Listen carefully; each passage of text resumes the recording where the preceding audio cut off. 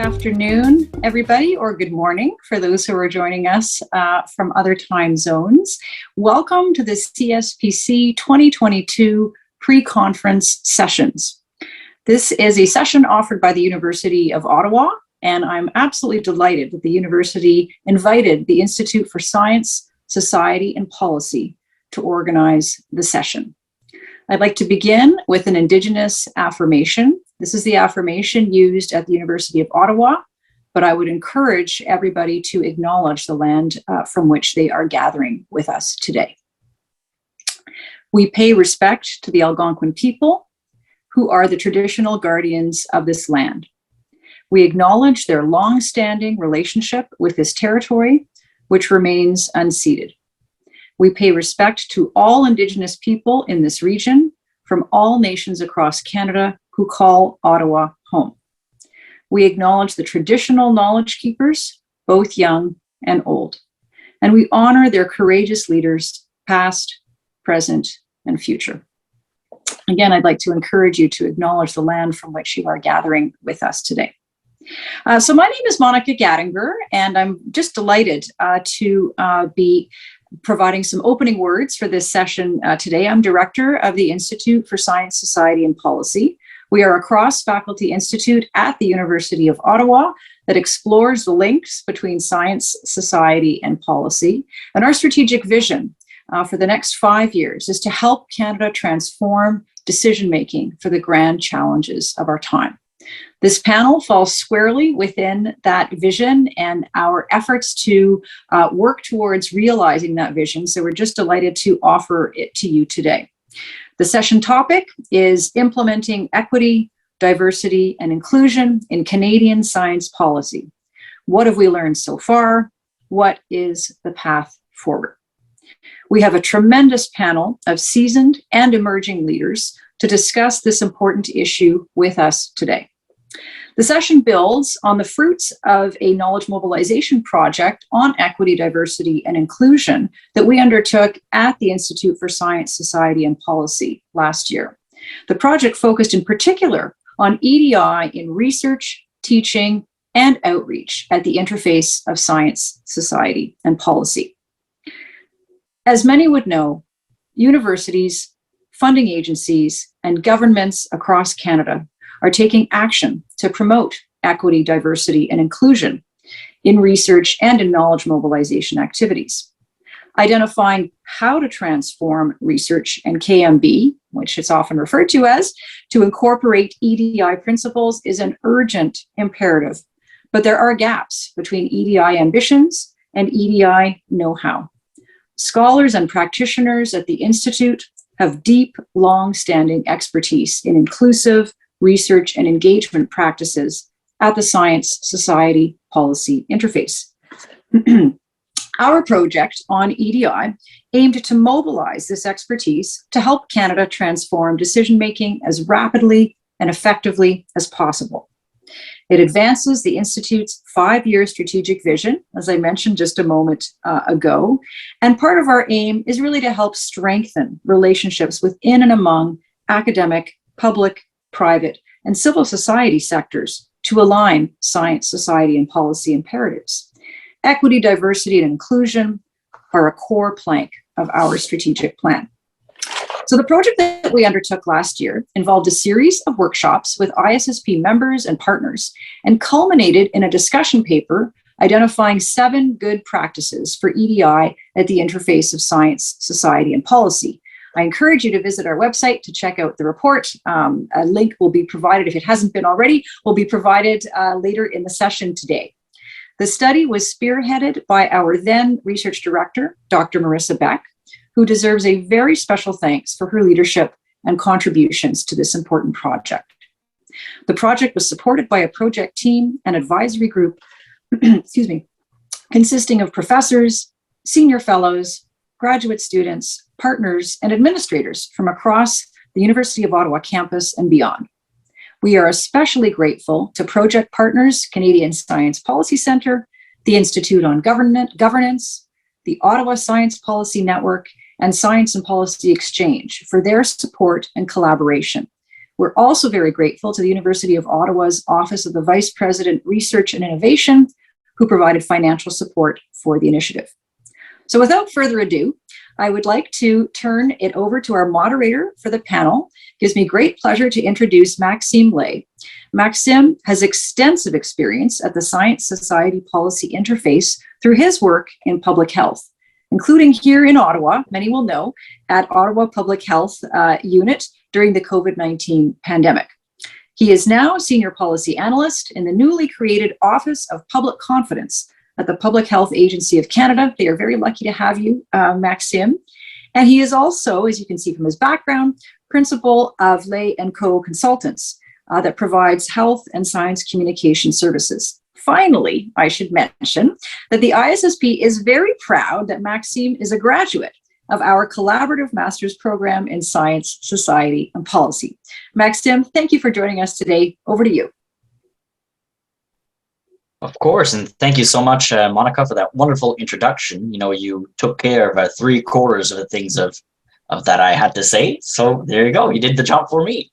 Basically, hi, yeah, folks. Thank you so much for hosting me.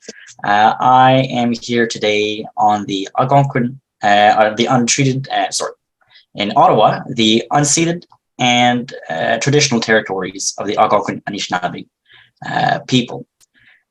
Monica said it initially, I am an alumni of the Institute for Science, Society, and Public Policy, since that's where I got my specialization that was attached to my master's degree in communication.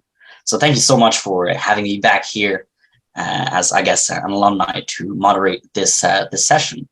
I was asked to provide my perspective on the topic of equity, diversity, and inclusion in science policy, and I look at it from two ways. So my personal experience as a patient advisor at the Ottawa Hospital and Ottawa Hospital Research Institute, I am evidently a person of color, right? A person of color who lives with an invisible and chronic disability. So I understand the importance of these EDI initiatives, not only in science policy, but especially health policy as well. But not only am I a recipient and get to advise on EDI initiatives, I am also an EDI practitioner, more or less, in the professional sense. So through my health and science communication consulting firm, we work with a lot of equity, diversity, and inclusion focused researchers and partners in that space to get the message out about their work. And I would like to provide with you today a concrete example of what we've seen in the past about EDI, a misstep, more or less. So at the onset of the COVID-19 pandemic, of course, this is after retrospective analysis, researchers found that as a society, we sort of assumed that the COVID-19 virus would affect everyone equally, right? That was our scientific policy at the time, to look at it that way and then provide like a one-size-fits-all solution to all groups and collect more or less the same kind of data. But while it might be, biologically true that everyone is at risk for COVID-19 disease, we then remembered about these social determinants of health and then quickly realized that we didn't have the right data to truly capture the disproportionate impact that COVID-19 had on racialized communities. But once we did, researchers, we saw that the risk of infection, morbidity, and mortality were magnitudes higher amongst equity-seeking groups like Black and Indigenous people of color, in contrast to sort of white counterparts. Our intervention solutions initially were pretty much equal, but they were not equitable, especially since it took a while for scientists and policymakers to get together and consult priority communities to get their feedback and advice on where we should move towards, how we could move towards a more equitable solution to the COVID-19 pandemic. But one of the root causes at the height of it was a lack of collection of disaggregated health-based data, and that flows downwards. That decision, and this is not an accusation, it's just an observation, was simply the status quo. We decided to not collect that data initially, perhaps because we did not have the equity, diversity, inclusion reflex in our science policy decision making. But to change that, and we have assembled here today a fantastic panel of speakers to discuss that, and the past, present, and future of EDI in science policy. So the speakers today we have Denise Amiot, the President and CEO of Colleges and Institutes of Canada. We have Chelsea Johnson, a health emergency specialist and member of the Chief Science Advisors Youth Council. We have Rhonda Moore, Executive Director of Science and Innovation at the Institute on Governance, and Palini Sathyaseelan, a member of the Science Policy Exchange and co-founder of the Sphere Society. So together, once they are done their opening remarks, we will discuss two probing questions. The first one being, in taking stock of the current state of play on EDI in Canada's science policy community, what are key lessons learned, what has worked, and what has not? And then the second one, looking forward, what are the challenges and opportunities ahead, and how can we best close the gaps between EDI ambitions and implementation? So now, let us move on to opening remarks, beginning with Denise. Denise, over to you. Thank you very much, Maxime. So I'm Denise Amiot, and not only am I the President and CEO of Colleges and Institutes Canada, but I'm a former alumni of the University of Ottawa, and I'm currently the chair of the advisory committee for ISSP. And so I'm also joining you from Ottawa, the unceded territory of the Algonquin and Anishinaabe people. So maybe some background first about who we are at Colleges and Institutes Canada, or CICAN. So we are the national and international voice of Canada's publicly supported colleges, institutes, cegeps, and all the polytechnics. And our institutions have an incredible reach and potential to reach more people every day than almost any industry, from students to community members to industry and applied research partners. In fact, you can see in my background the map of Canada. So we can say that over 95% of Canadians and over 86% of Indigenous people in Canada live within 50 kilometers of a college or institute location. So first, I want to say that we believe that equity, diversity, and inclusions are not only a moral imperative, but are also necessary for a sustainable future. So that's why I'm so pleased to be part of this panel today. And I have to say that we at Colleges and Institutes Canada, we believe, and you will see why, that we are in fact the most accessible post-secondary network in the country.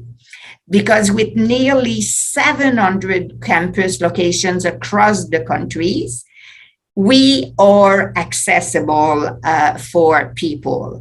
And our commitment to inclusive and equitable quality education is clear in the 10,000 college and institute programs, diplomas, and certificates of different lengths and varying delivery methods. But it's not only about training and skills. We support every aspect of the communities that we serve. First, as educators, we make learning accessible to every member of their communities. As partners in innovations, we make space for every innovator. And as skills provider, we make sure that everyone has an opportunity to find employment, no matter their background, their race, or their gender identity. And finally, colleges and institutes firmly believe that a sustainable future is one where no one is left behind. And for us, That's why we use the United Nations Sustainable Development Goals as a framework for EDI. We give colleges and institutes the opportunity to work together towards a common goal, to learn from each other and maximize the impact of Canada's largest post-secondary network. And I will do in this introduction talk about a key aspect where we provide practical solutions for Canadian small and medium enterprise, because we see this linked, in fact, with science, of course. And the reasons why I say that is because we help small and medium enterprise to provide practical solutions for business challenges, no matter where they are in the country. And this applied research that we do is one of Canada's strongest motors for innovation. It helps businesses and particularly, again, as I said, SMEs to find practical solutions to real world challenges.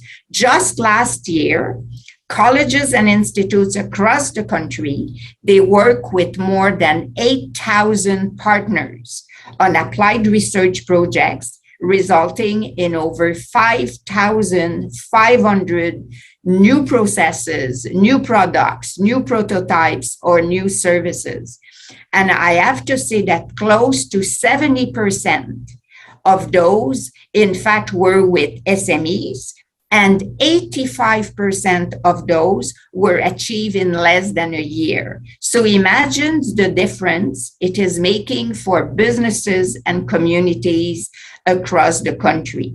And that innovations ecosystem receive about 354 million in 2009 and 20, and it is helping to power small business and community growth across the country.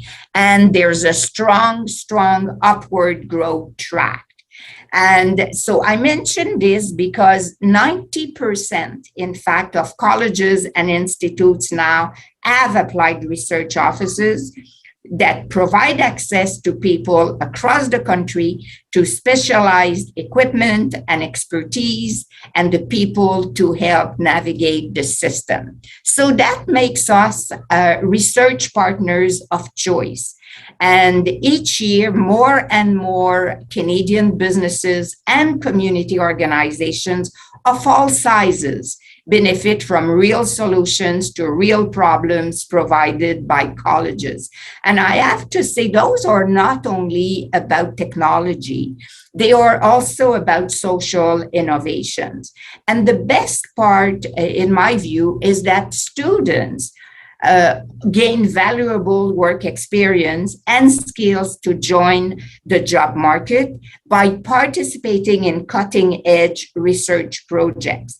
And each year we see more Canadians as a whole that benefit from innovations that contributes to the long-term sustainability of Canadian industry. So I'll finish by saying that colleges and institutes empower equity-deserving groups, whether they are women, racialized Canadians, Indigenous people, newcomers, to contribute to Canada's innovation ecosystem.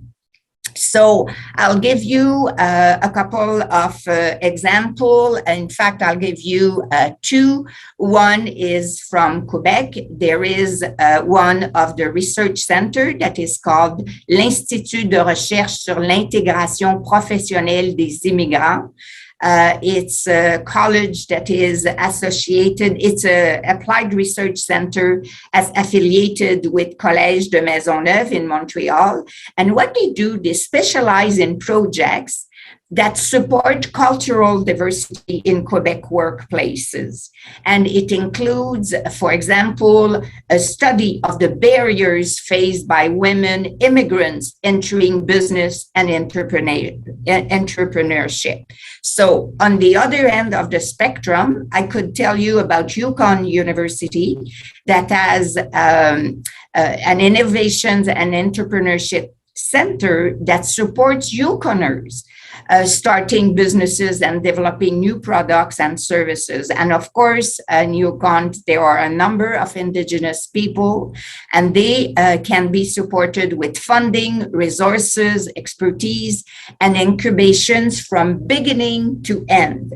And the university is also a woman entrepreneurship knowledge hub and works to identify additional barriers and challenges faced by women entrepreneurs and provide support to overcome them. I'll stop here, but there's way more to share. Maxime, Thank you very back much. to you. Yes. Thank you, Denise, for that fantastic, those fantastic opening remarks from you. I really like your framing of equity deserving groups. I like that. Really like that frame. Next up, we have Chelsea Johnson. Chelsea, over to you for your opening remarks. Thank you. Thank you, Max, for your intro, and thank you to the organizers for having me share my experience today. So my name is Chelsea Johnson, and I'm calling in from Ajax, Ontario, which is on the traditional territory of the Anishinaabe-Mississauga peoples. I hold a Master of Public Health and a Master of Disaster Emergency Management. So a lot of the work that I do really focuses on the intersection of public health, emergency management, and community engagement. I'm also part of the inaugural Youth Council for Canada's Chief Science Advisor, and I'm also an executive member on the board of directors for Taibu Community Health Centre, which is a centre that serves culturally affirming care to Black communities in and around the Greater Toronto area. So when I think about EDI, it's a topic that I chew over quite a bit. And I've interacted with this concept quite a bit throughout my education, my community work, as well as at the start of my professional career. And I've always found it to be just quite an interesting concept. And when I see what EDI is described as, usually on paper, it's looking at equity, which usually comes down to equal or fair opportunities. It looks at diversity, which looks at recognizing differences, and then it looks at inclusion, which really aims to integrate these concepts of equity and diversity into an organization or a practice. However, in my experience and what I've heard echoed by other people is that EDI often comes down to being just representation when we look at it in practice. So this means that there's a focus on increasing diversity at the table, but that's usually where it ends. So the point that I really want to drive home is that EDI should not and cannot be boiled down just to diverse representation. Don't get me wrong, diverse representation is good, but the problem with having this as the end goal is that the people at the table, it really does negate the concept of intersectionality and the true nuances that exist within groups, populations, and communities that we really want to tap into. It also puts a lot of onus on, and this very invisible but very real burden on these people that are chosen to be these diverse representatives. And when our end goal is just diversifying representation, it often only serves as checking off a box saying we have X number of people from this community, we're good to go, which only serves to further legitimize systems and processes of harm. And this is something that I've experienced. I'm often brought into different projects or, asked to help build different policies that surround EDI or have the concept of EDI there. But regardless of how many good people are at the table, no matter what the setting or the scale is that when we don't go beyond representation, this is really what it comes down to. It doesn't go much further than checking off these boxes. So then I'm often asked, well, how do we go a little bit further? During my time, I was a visiting research fellow with U of T and Taibu Community Health Center. And we were looking at reimagining what health metrics would look like for Black communities. And it was, while we did that work, we were using Taibu's core principles, which are the same 7 core principles used in Kwanzaa. And one of the principles that really stuck out to me translates into self-determination. So when I think about EDI and specifically EDI and the concept of science and science policy, It's when we're looking at these identified groups or communities that we want to include. It's not enough just to have them as having a representation from that group sitting at the tables that we're at. As I mentioned before, that's just insufficient. We must actually dive into true engagement and engagement of these communities in a way that helps them, that not necessarily helps them, that allows them to reach this self-determination, whether we're talking about determining metrics, definition, scope, communication plans, all of that. These communities need to be engaged throughout the whole process there. So again, what that looks like in actuality will differ depending on who you are, who the organization is, what the process is, and what the policy that's being worked on is. But the commonality that spans, regardless of the concept or the context, is that there must be an openness from the people at the table, from the organizations that are leading this, to start again, and to start again multiple times. I know that's not something that everybody likes to hear, because that's a lot of time that you have to put in, but it really is something that's really valuable. When we start many times, when we change the concept of what we're approaching and how we define what we're approaching, and we support that whole process and that community with resources, that's really when we start to dive into what the true ideals of EDI is. And again, EDI is something that myself, and I know a lot of other people, kind of have mixed feelings about, because in practice it can often go quite wrong. But I choose to believe that there are many people trying to engage with the concept of EDI. And there are a lot of people here today, so thank you all for coming out, but they're showing genuine desire to see these meaningful changes. But it is important that when we're talking about EDI, that we acknowledge that this is not something that's going to happen overnight. It's not something that we just say, okay, we solved EDI, it's all good. It is this ongoing process, and it's going to take longer than many people originally planned. But this is, this is what gets to the core concept of EDI, and how we get to the good stuff of EDI, and how we lead communities to this self-determination. As I also mentioned, I sit on the Youth Council for Canada's Chief Science Advisor. And over our almost 3-year mandate, the council has had many discussions and explorations of the concept of EDI, where it's a very passionate group. And actually last week, we published our Vision for Science report, which specifically looks at the current state of culture in science, or the science culture in Canada, and what we should be looking forward to in the next few years.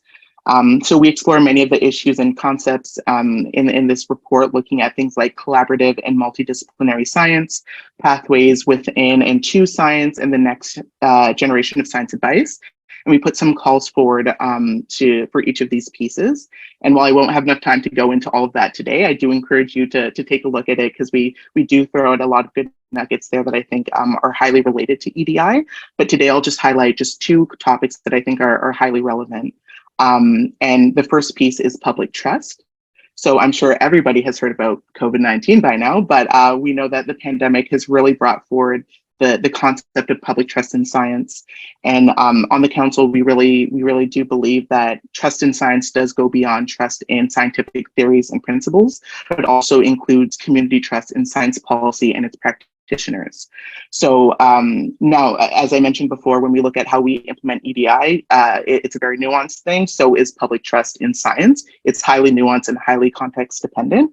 But when we truly engage with the fundamental ideals of EDI, and we have this genuine open inclusion of these groups and not just surface level representation, when we have this inclusion throughout all aspects of science policy, and we aim to build relationships with communities outside of these direct projects and build that into the core of what our programming and what our organizations are, that's when we start to see that we're fostering greater senses of public trust, which is not only should be the goal of science policy, but is a responsibility of every science policy practitioner.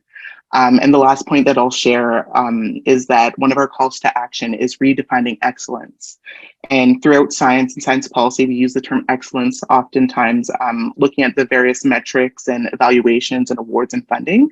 However, when EDI is approached solely as representational exercise rather than a truly ongoing foundational change, this idea of excellence is actually very constricting, and these definitions will continue to be quite one-dimensional and exclude these multiple ways of knowing and different knowledges until the practice of self-determination and true inclusion of these communities become synonymous with EDI.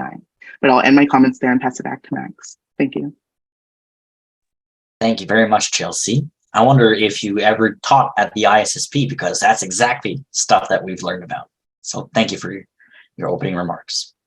Next up, we have Rhonda Moore. Rhonda, over to you for your opening remarks. Thank you, Maxime. And we had like a little pre-call a couple of weeks ago, but I wasn't on the same call with Chelsea. And so I didn't know how much of her remarks would mirror my own. And so I say that because I think it speaks to a building wave around these topics and these ideas. And also, I didn't want to be the first person to start talking about a subject that is a bit, the notion of change and time is a bit theoretical. So thank you for opening that door. So hello, everyone. Good morning or good afternoon, wherever you might be. My name is Rhonda Moore. I'm the Executive Director for Science and Innovation at the Institute on Governance. I come to you from the unceded territory of the Algonquin Anishinaabe people, the traditional guardians of this land. The IOG is a small and mighty non-profit, non-partisan think tank, we like to say. We're based in Ottawa, and as our name suggests, we are a group of folks who geek out on governance. So how do we prepare information? How's it shared? How's it stored? How are decisions made? Who makes them? And how is accountability rendered are things that we like to think about and work through. So it gives me a great deal of joy to tell you that I am the midlife perspective on this panel. I've worked for more than 20 years with a foot in science communication and a foot in policy analysis and development, and across many areas like transportation safety, higher education, innovation, and science policy. And so it's with the gift of those years of experience that I have many thoughts on the topics of diversity, equity, and inclusion, not just in science policy. And I want to talk a bit about some of the work that we're doing at the IOG and how I see these words carried out in real life and our concepts of change in time. And I'm going to start by reading a quote. According to business, management, human resource, and innovation literatures, the full participation of diverse groups in the workplace is ethically imperative and has numerous benefits for the employer. Equity, diversity, and inclusion practices have been shown to increase creativity, to lead to enhanced efficiency, productivity, problem solving, customer satisfaction, and improve morale, teamwork, and organizational performance. Ultimately, diversity, equity, and inclusion drive innovation and growth. If you Google that quote, if you typed it down real quick, you won't find it anywhere.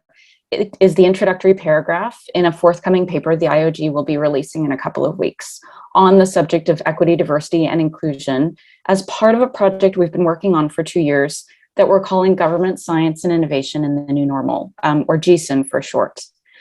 And GSIN was a multi-year collaborative research initiative designed to explore the impact of the pandemic on federally performed science and innovation, to support medium-term planning, and importantly, to provide insights to help rebuild the relationship between science and society in Canada. Because I think it's fair to say, and I'm not the first person on this panel to say it, our science's relationship with society or vice versa in Canada is fractured. It's under strain. Whatever metaphor you want to use, it's not working well. But this decline didn't come overnight. And I think importantly, the pandemic can be something that we consider a catalyst to demonstrate or prompt or show us the degree of that fractured relationship. As we all know, the pandemic changed everything about how we lived our daily lives and also demonstrated the fragility of many of our social and economic systems. And so it's no surprise to any of us, I'm sure. I think even my colleagues have already said that, those who were barely hanging on before the pandemic fared the worst in the first 2 years of it. And so the pandemic represents a context that really magnifies this separation of science and society, which I will posit is an unintended consequence of the governance model that underpins Canada's relationship with science. And the governance model that we have is not, it dates back to a report produced in 1945, actually an American report originally, that outlined this basic contract in which society supports science with public funds and assures the scientific community a great deal of autonomy in exchange for the considerable and unpredictable benefits that flow from the scientific enterprise. So in short, this report positioned science as like this endless frontier, this ever-giving, Santa's bag of presents above other types of knowledge, and positioned scientists above other types of knowledge brokers. And I think it's really important to remember that the world in 1945 is really different than, and the scientific enterprise in 1945 is different than what we know it today. In Canada in 1945, we had 35 universities. We had no granting agencies. We had a handful of federal science departments who at the time were focused on like taking stock activities, like mapping the landscape of this country. And so it might be fair to say that a report like The Endless Frontier was a political move on the part of Dr. Vinnie Verbush, presenting it to his president to get science at the table, to demonstrate it as a valuable type of a valuable approach to producing knowledge. And coming out of a place where science, helped win the war, this report and its acceptance was a tremendous achievement. But fast forward to 2022, yes, that's the year we're living in, we have a governance system that doesn't reflect our time. And so I present these contexts because the Endless Report didn't envision many things: that science would become a global enterprise, that we would need to collaborate internationally, that scientists would not be representative of society, and that the question of representation would become really important. It didn't envision an idea where scientists would not think of questions that faced and challenged a lot of people that they don't identify with.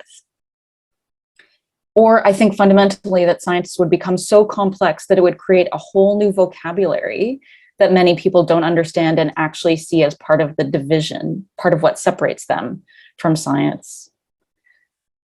So broadly speaking, I would also propose that we now have a system, a scientific enterprise that's forgotten its human roots, because science is a human construct imbued with values and norms and practices and a culture that has been reinforced by decades of scientists.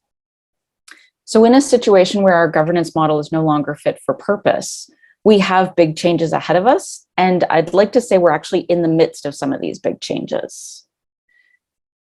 The quote I read a moment ago presents a really promising picture of a reality and a system which recognizes and values diversity, equity, and inclusion, and what those ideas can provide. But I think, as we all know, the devil is in the details. So I have been thinking a lot since I received this tremendous invite, and thank you again to the ISSP and CSPC for hosting this conversation and for inviting me to be a part of it. But thinking about what these three words mean.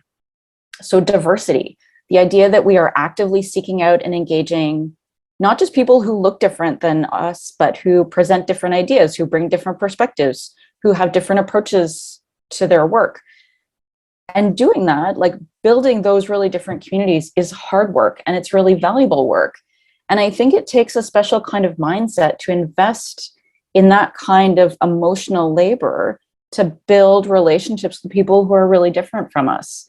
And so I ask my fellow panelists and the folks in the audience, is this the kind of work that we are rewarding in science policy? And I'd love to hear your answers. So the second concept that I've been thinking a lot about is equity. And a colleague I love dearly at the IOG, his name is Gérard Etienne, and I've learned so much from him. And the thing that I come back to often when I think about equity is equality, because they are very different. And equality where we treat everyone the same is not what we're proposing here, but I think we sometimes, we jump over those two letters of difference, but it is a world of difference, because equity is about designing supports that are commensurate with needs. And do we do this in science policy? Do we do this in science for policy? Do we do it in policy for science? Again, I want to pose this question to the group, because from where I sit, I have a small little answer, but I don't know that my answer is reflective of where each of you sit. And the last idea, of course, is inclusion. And I don't even know how to succinctly describe inclusion or define it, because it is realizing that everything that we do could be done a different way, that everything that we take on could be done by someone else. And it butts up against ideas of control and power and systems we live in. And ultimately where I landed is that it's this idea that we need to seek out different and new voices and opportunities and faces with new ideas to create new solutions to things that we maybe don't even know are problems. Like, it's just so vast. So all of these are monumental tasks, and I am not here because I have any answers, let alone easy ones. But I have anecdotes, and that's what I'm sharing with you guys today, is anecdotes. Because as a science communicator, anecdotes are so effective, and they help us wrap our mind around these really woolly, hairy, huge ideas, and they make them realistic for us in our daily lives. I also tend to think about these ideas through two frames that I want to share with you before I get to the anecdotes. So the first framing is change, and the second is an idea that I pull from tech policy, which is the arc of tech adoption. So I think there's kind of three elements of change. There's identifying a problem. There's a tricky one, which comes next, which is deciding to do something about it. Like, there are problems in our daily lives. We don't fix them all. Some we just live with. So we go from identifying to deciding to do something about it. And then the third one is like the messy, complicated process of bringing about that change, like actually working to implement change. And these aren't linear steps. And the pace of change happens too quick for some people and too slow for others. And I think it's fair to say that even our opinions on the pace of change are not consistent with the challenge put before us, depending on the kind of change we're experiencing and how that differs from what we may or may not want to see. So the second lens I think about is this model of tech adoption that's commonly used in tech policy, and it's not unlike a bell curve. And we're all familiar with the bell curve. There's like these thin little ends and this, and this big curve in the middle. And in tech adoption, we divide that bell curve into 4 sections. So at one end, which is like 2 or 3% of the population, we call these folks the early adopters. And then there's the next chunk, which is like 45%, and we call them the mid-stage adopters. And then the third section is also about 45%. These are the late-stage folks. And the last 3%, in tech terms, we call them the Luddites. So if we apply this into social change, like diversity or inclusion, the 2 to 3% are our thought leaders. The 45%, the first 45% are the people that get it immediately. The next 45% need to be convinced a little bit harder. And the last 2 to 3%, we'll call them something different than Luddites when we're talking about social change. And in tech terms, they change when society forces them. In social terms, in the context of social policy, they might die off before they change. And so we need to recognize that some people won't change their opinions or their way of doing things. And that's really hard. And so at this point, I could go one of two ways. I could tell you all the things I think are still wrong and we need to be fixed, or I could share some examples that I think give us hope. And I'm going to do the latter because this is a lesson I learned late in life to celebrate success. I have been raised always to focus on what's wrong and what needs to be fixed. But ultimately, I think hope is a more effective motivator for change than fear. So I would also be doing a disservice to my midlife status, my midlife career, if I ignored the changes I've seen in my life, because they have not come about quickly. They have been the result of thousands of hours of somebody's really hard work. So the very first job I had out of university was working for the Parkinson's Society of Ottawa. And I didn't know it at the time, but it was quite progressive in the relationship that it had with the medical community and with folks who were doing research on Parkinson's disease.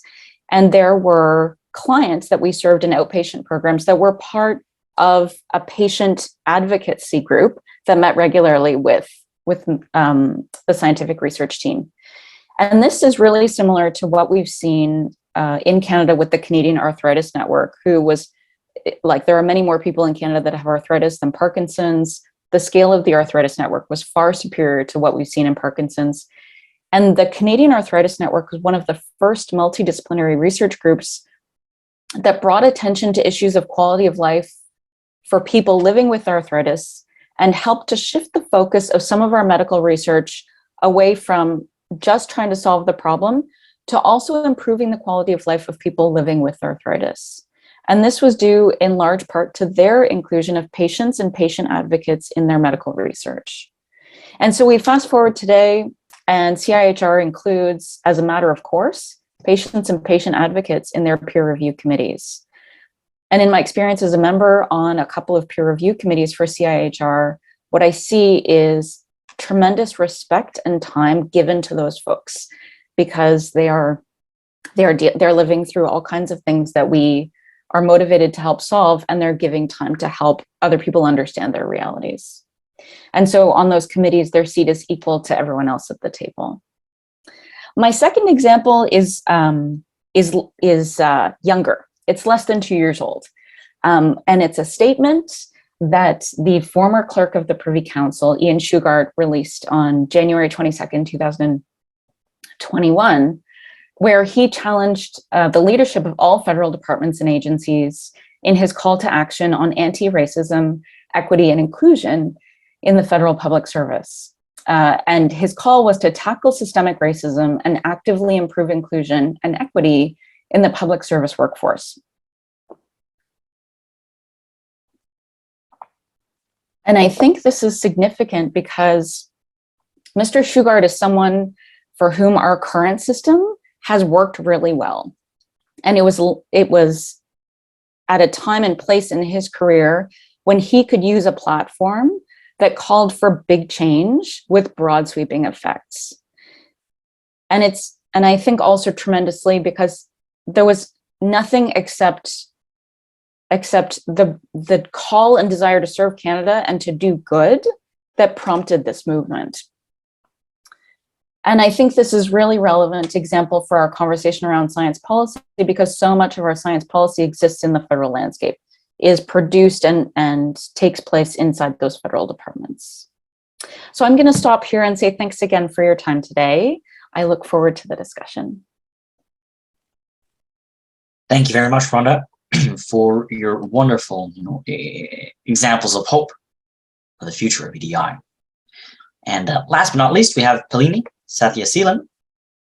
Over to you, Palini, for your opening remarks. And then after that, we will move on to our discussion.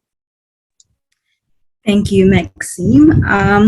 One of the advantages or disadvantages, both at the same time of being the last person on the panel, is that everyone has already said what you're thinking about. And that's great, because that shows that there's an awareness of the situation and the underlying issues, and a dialogue has already been open. But before I continue, I just wanted to thank ISSB and CSPC for giving me the opportunity to be here today.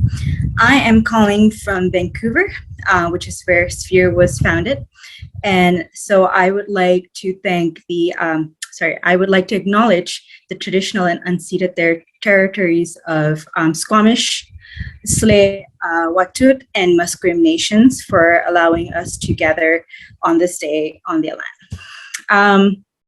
My name is Palini Sathyaseelan, and I am the co-founder of a budding science policy nonprofit based in BC called Sphere Society. Our mission as Sphere is to use science policy as a salient tool to create an EDI-centered society. And we have some very exciting projects lined up, and we're currently welcoming volunteers. So if you are or know someone that might be interested, even if you're not in BC, please drop us a line on our website. The link will be shared in the chat. We're looking forward to meeting you. For today's discussion, I wanted to focus on the Canadian research funding environment. But to be able to speak on how to implement EDI, we must first understand what EDI means in this context. To say that we have equity or an equitable setting is to understand that each individual experience is very different.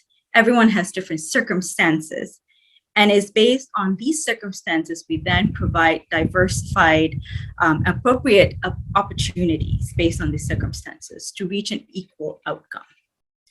In this case, to create an equitable funding environment is to understand the specific challenges faced by underrepresented groups, such as the BIPOC community, international students, and visible minorities, and to create a more diversified funding opportunities to ultimately create a highly inclusive and productive research environment. Now, some of the examples of barriers that are experienced by underrepresented groups, and I can take this from my personal experience, is despite the fact that international students make up a large proportion of early career researchers in Canada, they are still not eligible to apply for the Tri-Council Awards. And secondly, value of the awards aren't on par with inflation, which takes a heavier toll on early career researchers from poor socioeconomic background. So it's safe to say that we have lots of work to do to achieve an equitable funding environment. And so that's what I would like to discuss today. I was hoping to hear more suggestions, feedbacks, or questions regarding that. And to address the question put forth by Maxime, two key lessons that I think that are important in terms of moving forward or with science policy and EDI is one, to remove the disconnect between policymakers and affected communities. Most often, communities don't have the agency to decide on policies that will directly affect them. But how efficient can a policy be if it doesn't take into consideration the concerns and voices of the affected communities? And I think this is where science policy comes into play. I think that as people in the science policy community, nonprofits, or policy analysts, we are in the position to connect this to be able to provide a platform to the community so that they can voice out their concerns and issues and make sure that these are heard by policymakers and advocate for the appropriate policy changes. Another thing that I think we should emphasize about is transparency. Most often we don't know how a certain policy is brought about, why a certain change is being made to a policy. And I think that it's important to have transparency on the process and the thought process behind this, because it then allows people to understand why these changes are being made, and feedbacks and suggestions that come through it would be more efficient in terms of making policy changes. And it also allows governing bodies, universities, institutes that are making these policy changes more accountable to any of the EDI implementations and so on. In order to close the gap between EDI ambitions and implementations of EDI, I think one of the things that we should focus on is, and I think Chelsea kind of touched on this, is to have focus groups. Most of the time, we have this passion. Everyone's here so passionate about implementing EDI. We all want to tackle this issue. We want to understand better. We want to help the communities better, and that's great. But if we tend to focus on taking up a lot of things at a given time, big issues, and multiple things at a given time, it will not really be effective. And EDI is such a wide issue. It's a wide concept. There's EDI in everyday life. Like we practice EDI on a daily basis. So there's no such thing as a blanket solution for EDI in any context. So to be more effective in terms of implementing EDI, I think it's important to have focus groups. Specifically within universities or governing bodies, institutes, and the focus groups that are made of the communities that are affected by these policy changes, and use these focus groups to gather the data that is required so that we can understand how these communities are being affected, what kind of issues are being are there in that specific community, in that specific university or funding or institute, and that will allow us to better provide solutions, to come up with solutions that will fit that community and that society at that time. So I'm just going to keep it short and simple for now, but I do welcome questions and feedbacks and suggestions and more discussion throughout the whole panel. Thank you. Back to you, Maxime. Thank you so much. And before we proceed to the moderate discussion, folks in the chat, there's a Q&A function. I would invite you all to submit questions, if you so wish, to any of our panelists, and then after that, we will discuss questions as they come up. But to kick off the discussion session, we have the question I initially brought up and Palini, you sort of addressed that in your opening remarks. But in taking stock of the current state of play in EDI, Canada's science policy community, what are the key lessons learned from what you've seen over time? And Rhonda, you addressed that a bit as well. But what are the key lessons learned? What has worked and what has not? And maybe I'll turn it over to Chelsea to kick us off. Thank you, Max. I'm happy to start and hear what the other panelists have to say about this. So I feel like I could go on very long about what has not worked, but I'll just summarize very quickly that I think we often just boil it down to this representational diversity, and that's kind of where we start and we end it. When I think what has worked, I try and look to different organizations that I've worked with that I think do a fairly good job of it. And one place that I've already spoken about, but I would really like to highlight Taibu. I think Taibu is a very an amazing organization that really does get at this concept of EDI in a really strong way. And I think one of the reasons why that works so well there is that they take a non-Western approach to how they engage with science policy, and health. I mentioned the 7 principles of Kwanzaa that are the core principles in Taibu, and I want to share two more of those principles here. There's Ujima and Umoja, which mean collective work and responsibility and unity. And one thing that they do there is that this is built into the foundation of what the organization is and all that they do. And so when we talk about EDI and collaboration, it's not just a task that the organization does, but that is who the organization is, and they cannot survive without their collaboration. They cannot survive without having and owning responsibility and accountability to themselves and their community, and going forward with a sense of unity. So when I think about what has worked well is really looking at these different approaches and these different structures, and not limiting ourselves to what has been done in the last 10, 15, 20 years within Canada, but looking at different ways of knowing, different organizations, different nations and communities, whether that be within this country or beyond.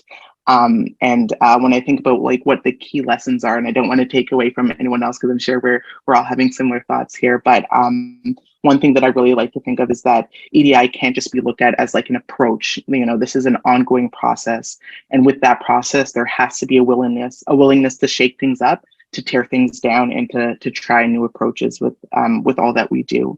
And I know that someone mentioned the concept of justice in the chat there. I'd love to hear what other people think, but my quick comment to that is that speaking from my own personal experiences, the topic of justice is very tricky, especially if we don't have EDI down right. Adding the concept of justice in gets really murky, because what is justice if we're not incorporating the vision, the understanding, and the belief of the people that we're working with? I can't speak too in depth on the concepts of justice here, but that's kind of my first takeaway of that comment. And I'll pass it back to you, Max, or any of the panelists. Yes, please. Any initial reactions? See, Denise, go ahead, please. Oh, Denise, you are mute. You are still muted. Yeah. Okay. Sorry. Okay. I apologize for that. So I think we all agree that diversity is crucial, and diversity is crucial for our society. And this includes, of course, science. And because we know that asking questions drives science forward. And we know that people with different perspectives ask different questions. And we know that different questions lead to new insights. And so the ways in which we seek answers to questions can really be influenced by the values that people have, and the new techniques that can be used often lead to new knowledge. So all that to say that is that your question is what's worked and what has not worked. I want to answer Palini because Palini raised something about international students. Fully agree with what she said. And there's also another issue with international students, and people may not be aware, is that they do not have access to federal youth programs. So either summer jobs or co-op programs, they are not eligible. And here we would like those international students to hopefully become permanent residents. And this would be the best way to integrate them, but those programs are not accessible to them. So that's an example of something, in my view, not working. What's working, I mentioned earlier, applied research. I will not elaborate more on that. But what does not work with applied research is that the funding that we get is very, very limited. It represents only 2% of all the funding that is available across the country. So something is missing, especially when you see the map of Canada. I told you all where we are and how it could influence even more and support more communities. So the other thing that for me, that is an issue, not an issue, but something that have worked well, is something that the government put in place with the Atenas One, and it was to provide some funding to support post-secondary institutions with different equity groups to support them and help them. But it was limited, the number of post-secondary institutions that have access to that. So for me, what's not working is that there's limitations of funding for something that is so basic, so crucial. And until we reach full equity, I really think we need to have more of those programs. The last one, very quickly, I want to talk about skills, because skills is part of the solution. And so if we look at science, for example, we have over 10,000 programs across the country, and a lot are science related. And as an example, we train 7 to 8 health professionals. So for every doctor, there is supported or she is supported by 7 to 8 health professionals that we trained. So it means that from a skills perspective, there's a lot of potential. So let me give you an example linked to environment, for example. 1 out of 10 programs is related to the environment. So it means a lot of potential. If I looked at Indigenous, we have across the country 300 tailor-made programs, tailor-made to Indigenous people because of the context they work in and their Indigenous ways of doing. And guess what? I can tell you about the success, because today, there are as many people that have a diploma that are Indigenous as there are as many people that are non-Indigenous that have a diploma. For me, this is equity. This is success. Doesn't mean it's perfect. We still need to do more. For example, in trades, there is 1% more Indigenous people that in fact go in trades than non-Indigenous. So we're really making progress. And so, but how do you ensure that all programs teach diversity, have diversity in mind, diversity because of the learners, diversity because of the clients those graduates will eventually serve, or because of their colleagues that they will have. So that's why us, we feel that you need to take a stand. And when you take a stand, you not only affirm what you believe in, but you become accountable to deliver on it. So, for example, we developed what we call the Indigenous Education Protocol. We developed that about 6 years ago. And it has 7 principles. Monica referred to 7 principles for EDI earlier. Our Indigenous Education Protocol also has 7 principles that range from curriculum, facilities, governance, representation. And I'm pleased to report that more than half of my members have voluntarily signed this. And those that have not signed, I ask them and they say, oh, it's because we're not there yet. And I laugh because I always tell them, but you will never be there. Because, you know, when you will think you are where you thought you wanted to be, you will realize that you still want to do things. But I mention this because those colleges, they took a stand with respect to Indigenous education. And that's why also, and I'll finish on this, we signed on the 50-30 challenge. So I don't know if the audience know about the 50-30. It's a very simple challenge. You can Google 50/30 challenge. It's the federal government that put that in place. And it's to ensure that 50% of your board is from a gender equity perspective, and 30% of your board is from different equity groups. It doesn't matter which equity group, but it needs to be diverse.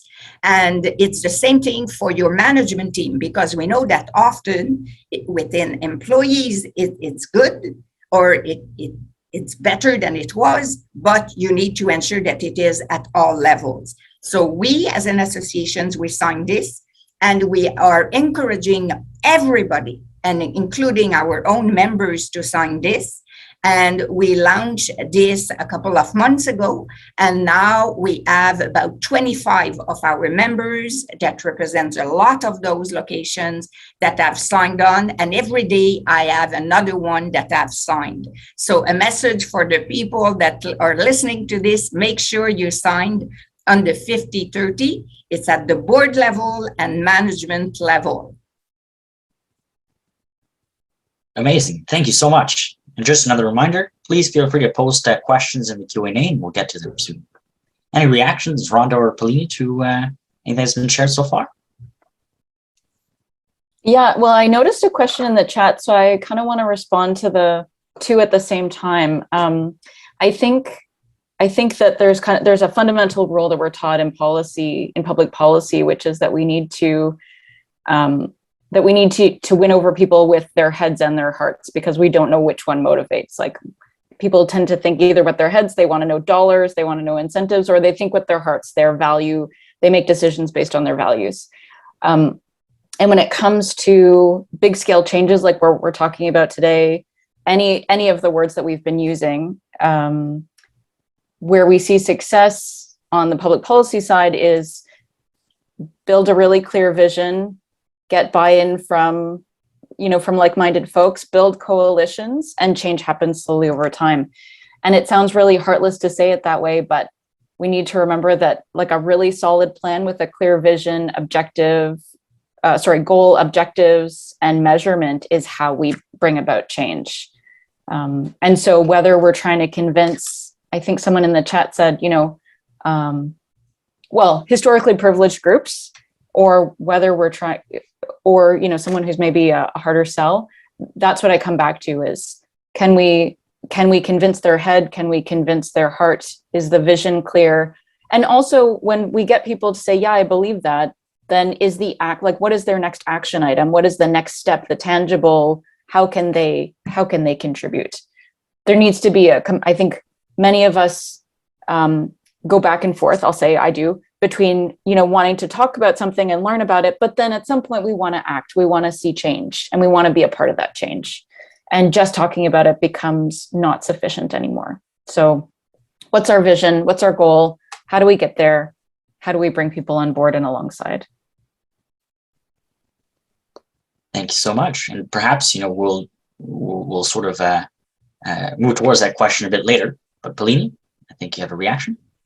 Yeah, I just wanted to add that, great points by everyone. So I just wanted to kind of add a little bit on that. Is one, I did mention about the blanket EDI statement. I think a lot of us, we talk about, we want to do more, we want to implement EDI, and we come up with a strategy for EDI, but not actually see what is the problem within their institute or within their own, place of work or whatever it is in that context, right? And that actually does more harm than good in some ways. So I think that's some of the key lessons here. And, I think like what Chelsea was saying, that, EDI at one point was just representation. Is our group diversified? Do we have enough diversity? And what you forget when you just focus on diversity is inclusion. You forget to ask questions such as, are we providing the appropriate support for all of these people that we are bringing in? If you're bringing in international workers, if you're bringing in the BIPOC community, for example, into a new environment, a new workplace environment, are they receiving the appropriate support? What are some of the challenges they might be facing in this workplace area, or even in the lab, in the research environment and all that sort? And these questions are not being asked. So it becomes it becomes almost trendy to be, we are very progressive because we have an EDI strategy in place. And that is basically what's happening a lot. And, this is not to negate all of the good, really solid practices and plans that are being placed in Canada, but just to point out that this actually still happens. So one of the things I think we should also focus on is education and awareness, right? And I think that is absolutely important because, especially coming from BC, I feel like science policy is just a very Eastern Canada thing. And even in my own experience, the only reason I was aware, or I became aware of science policy, was because of Twitter, where I was actively, looking for opportunities in terms of policy, but was related to science. And so that's how I found science policy. And speaking to my coworkers, my colleagues, even my supervisor, nobody really understood what science policy meant, what the function of science policy was. And I think if you're going to be talking about EDI, and science policy, in my opinion, is a very strong medium to really bring in these kinds of strategies. And so one of the biggest things is definitely awareness. How can we educate people on the importance of science policy? Why should you care is really the question, right? And I think that kind of goes into the question that was in the Q&A. And sorry, Maxime, just kind of quickly say something about that.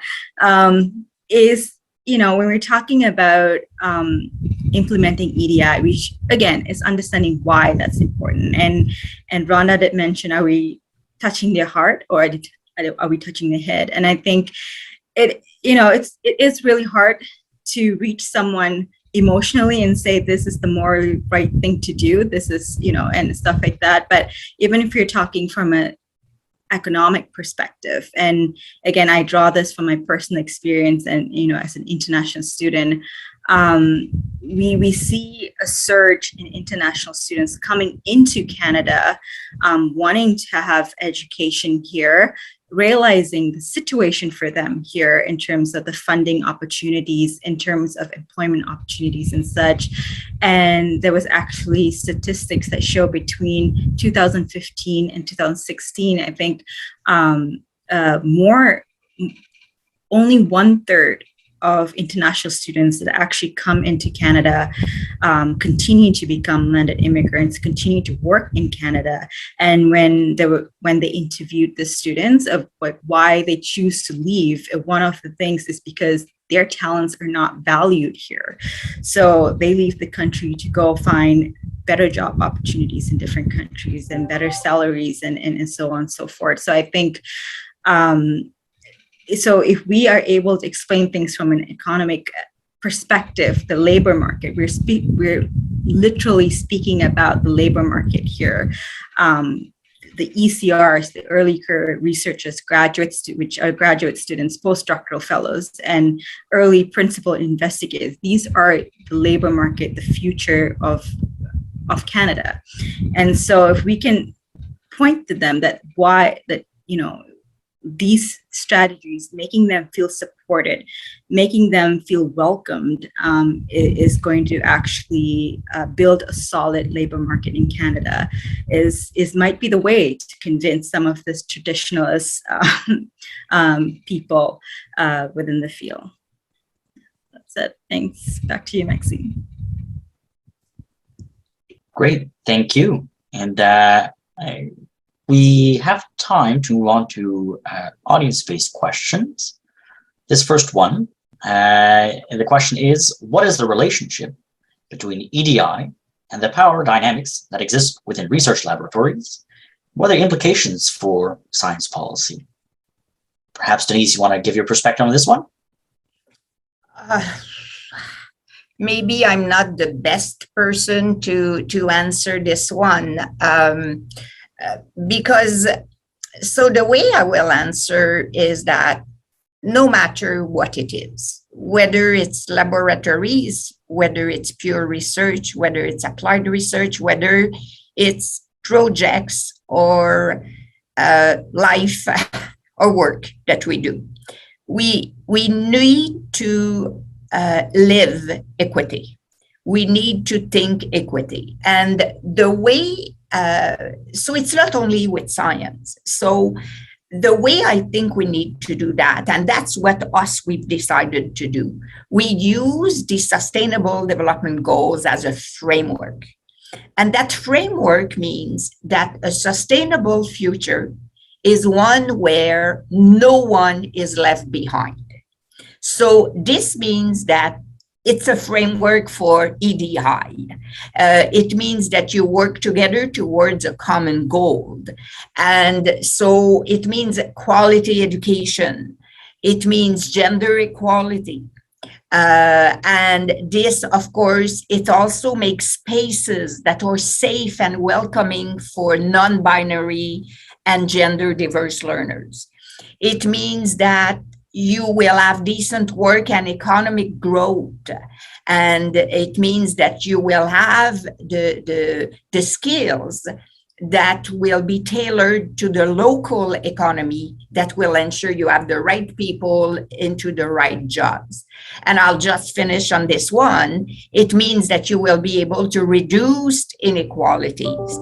I mentioned examples earlier of the 300 credential programs that we have specific to Indigenous learners. So that means we need to ensure that we have hubs to help all learners, no matter their background, no matter their experience, so that they will have a chance to strive in their environment. And so, you need to, when you do things, you need to think all the time, are women represented? What about equity groups? Is the delivery method that we have flexible, meaning part-time or online? Because sometimes people cannot be there full-time or in person. Do you have, does what you do require high-speed internet connection?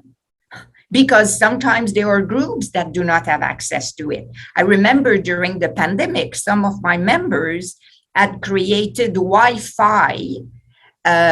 We call that like Wi-Fi system outside, so that the students that didn't have Wi-Fi at home could access it in the parking of the college or the institute. So all those questions are about ensuring that you provide the greatest support and equity for people.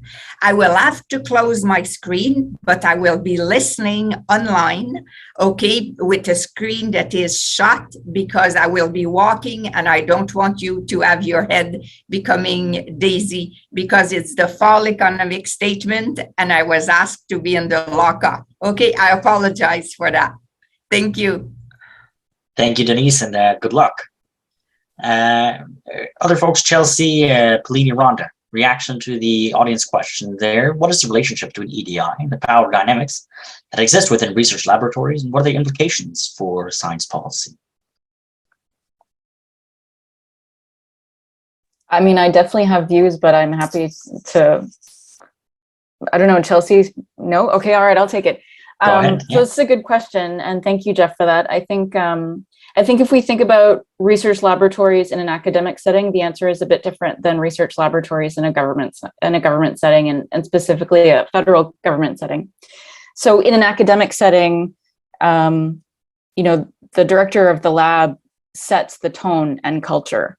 And so their attitude, their opinions towards whatever the subject may be will set the tone of the research and the culture in the lab. And that infamous quote, culture eats strategy for breakfast. What you observe and experience in person, it will inform the work that you do. So if you're working, the short answer is the power dynamics are what the research director says they will be. And 100% that has an implication on the kind of work that is happening in the lab. In a government, in a setting in a federal lab, I think the power model is a bit more distributed. Like there is the mandate of the department, there's the mandate of the government of the day that informs to some extent the work that's being done. And there is a director, of course, but that director is working inside of, our federal government is a paramilitary structure. Like the approvals go up and up and up to the minister. And so the individual leading the lab has still authority, but distributed authority, and maybe less concentrated than in an academic setting. Chelsea or Polini, please. I guess I can just kind of touch on that a little bit from an academic lab perspective.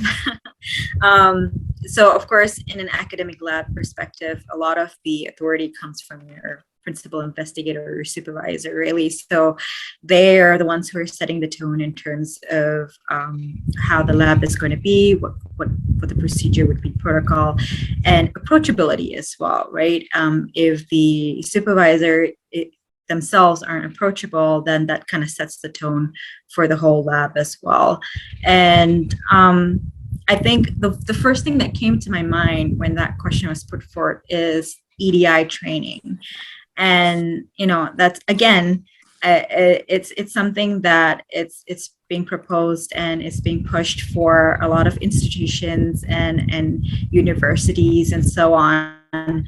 But again, I feel like it's more, it's more like a personal decision that you take, whether or not you want to learn more about EDI, and how do we come up with the training like that will be relevant to everyone, right? So having focus groups is something that I mentioned, like in universities and so on, and that are built or that are created with students, with the graduate students from these labs, to come up and say, hey, these are the kinds of issues that I'm seeing in my lab as a non-binary person or as a person of color. And, I didn't, or say that as an international student, like I'm struggling financially, this is something that is happening to me because, even though I had my personal struggles as an international student, I wasn't aware of all the other struggles that the other communities were facing as well. And so I think having that kind of focus group builds support for the students, by the students, and also then these focus groups can be used to kind of educate the supervisors, educate high authorities within the institute to say, hey, these are the things that are happening. This is how the students would like to be supported. This is how they want to be addressed. So this is how they want to do things, and kind of find a balance, a solution between between, authorities and as well as students. So that's just kind of my take on that. Thank you for your perspective. quickly Go ahead, Chelsea. Yeah. No, I the reason why I was holding off and commenting is just because that I don't typically work in research laboratories. I can take a small little twist on this approach, just that's a little more relevant to my work, is if we put this question in the context of community research, there's always these power dynamics, and they're not easy things to necessarily address, but I think it really does come down to the foundation that's laid when, prior to the start of a project. But once a project has started, that PI, how they approach equity, how they imagine equity to actually play out in practice, that has a huge implication on the success of the project and how that folds into what the policy that comes out of that ends up looking like. And one piece that I want to add here that kind of loops back to some other comments from the panelists before is that we're often talking about bringing people into our spaces, into the structures that exist. And, at the Youth Council, we were talking about how we can multiply these on-ramps into science and into these spaces, acknowledging that, the ones that currently exist are quite limited and there are a lot of barriers that exist on those roads. So if we multiply it and diversify what they look like, we're going to get a greater diversity of the people that we're working with. But we can also go further and meet people where they're at. Science and science policy happens within communities, whether we acknowledge it or not. And it doesn't always have to happen within our spaces and the structures that we set up. We can meet people in the community and support the good work that's happening there. And that's one of the calls to actions we put forward, is to really recognize and support these informal community-based science and science structures. Sorry, I just wanted to add just one more thing. Sorry, Maxim, if that's okay. Go ahead. I think that education in terms of EDI should be something that is layered into every stage of career for these students, right? And it's not just something that you're supposed to start when you're a grad student. I think it's supposed to start way earlier than that. It should be something that is incorporated in courses, in syllabus, in schools, just subtle things, just short things, digestible things, easy way for people to understand what EDI actually means, and the small things, the small gestures that you can practice in daily life to really support EDI and support your colleagues and coworkers and so on. And to just remember that these students, these grad students, these postdoc are the ones that are going to be supervisors in the next generations, are going to be directors of departments in the future and stuff. So if they are learning all of these skills, EDI, and from a very beginning stage, they bring this with them when they're in this higher authority. So then it becomes a little bit easier, a bit more fluid to kind of achieve our goals in the future for EDI. Thank you so much for all the panelists for the answers to these thought-provoking questions. I'll keep my closing remarks short so I can hand it off to Monica. But I guess my closing remark is, while we are striving to move towards equity, diversity, and inclusion in science policy, perhaps one thing we can amend to that is the notion of accessibility as well. Because how can we be equitable and inclusive and diverse and representative if the spaces and contexts in which science policy is crafted are not accessible to? So with that, I'll turn it over to Monica for closing remarks. Monica, over to you. Great. Thank you so much, Maxim. And just want to echo what a tremendous panel. And Maxim, thank you for adding the point about accessibility at the end. I think that's extremely important, and very glad that you added that to the discussion today. So I wanted to just offer a few closing remarks. I want to thank all of the panelists, thank the University of Ottawa for giving us this opportunity to hold the panel. I mentioned the project partners earlier on: Institute on Governance, Canadian Science Policy Center, Ottawa Science Policy Network, and Science and Policy Exchange. Just tremendous collaboration with our project partners. Wanted to also thank Dr. Jeffrey Kinder, who is our inaugural executive in residence at the ISSP, and who has been helping in the background to make this panel a reality. So thank you so much, Jeff. And a very special thank you to Genevieve Dunn, who was our communications and outreach specialist, who did just a tremendous job enabling us to pull this panel together and organizing all of the myriad logistics that were happening behind the scenes to offer you a smooth session.